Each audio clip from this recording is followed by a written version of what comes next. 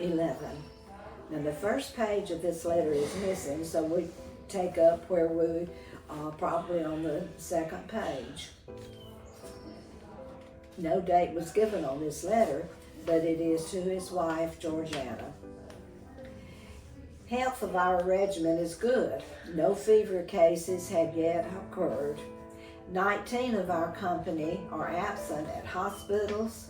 In what condition they are in, I am unable to say. John Lindsay returned to camp yesterday looking like a ghost. He had been quite sick. David McCombs is still at hospital, sick of neuralgia. I merely judge from what has been told me of him. You can send his father word that he is not dangerous.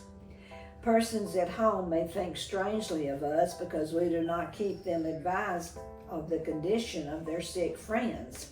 It is impossible for us to do so after they leave camp.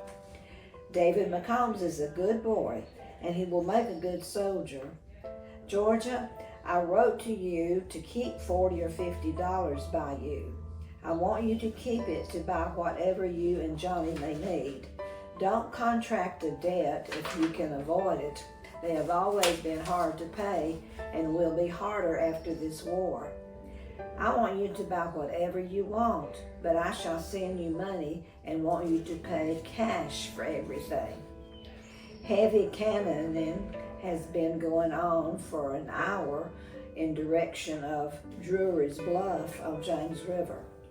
I shall not be surprised if we are ordered there at any time. We have a battery there to blockade James River. Enemy may assail it by hand to capture it, as their gunboats cannot pass that point until it is silenced. Yankees are beginning to admit that they lost in 7 Pines, fight 10,000 and killed, wounded, and missing. Reinforcements have been sent from here to General Jackson. You may expect to hear of his achievements of more brilliant victories. General Price is at Richmond, to what place he is destined. I do not know a great deal will be done in 40 days, at the expiration of which time I expect an armistice, which will be a step towards peace. Dr. Bates, one of the detailed assistant surgeons of our regiment, has just returned from Yankeedom. Our wounded boys are at Fortress Monroe, rapidly improving, except for Green Blackburn, who died after his leg was amputated. Bates was left at Williamsburg with wounded from our regiment. Major Forney will be paroled as soon as he is able to travel. Paroled means that a person is released from prison upon oath that he will not fight again until he is exchanged. Our brigadier is now composed, he did say brigadier, he said brigade. Our brigade is now composed of 8th, 9th, 10th, and 11th Alabama regiments. Ex-Governor Winston is colonel of the 8th Alabama Regiment, a mere perfect tyrant and more profane man never lived. On the night after fight on Saturday, Colonel Winston marched his men into a Yankee camp from which enemy had fled and gave the following orders: halt, front, order arms, stack arms, fall out, and go to plundering, damn you.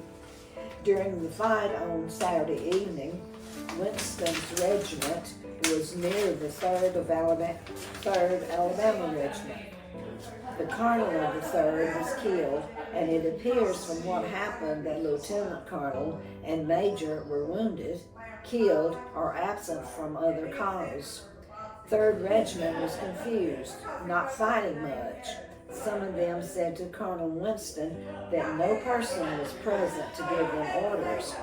Winston stormed out of the regiment. What do you want with orders? There is the enemy. Shoot them. Damn them. Shoot them. He is brave. We are sorry that he has got into our brigade. Vegetables are hard to get. Everything is high. Large onions, 4 for $1. Beef, 50 cents a pound. Bacon, 50 to 65 cents. Cabbage, 25 cents a head. Eggs, $1 a dozen. Hens, $1 and $1.25 a piece. Men who receive $11 a month can't buy much at such prices. Remember me to all of your Papa's family. Your husband, Elias Davis.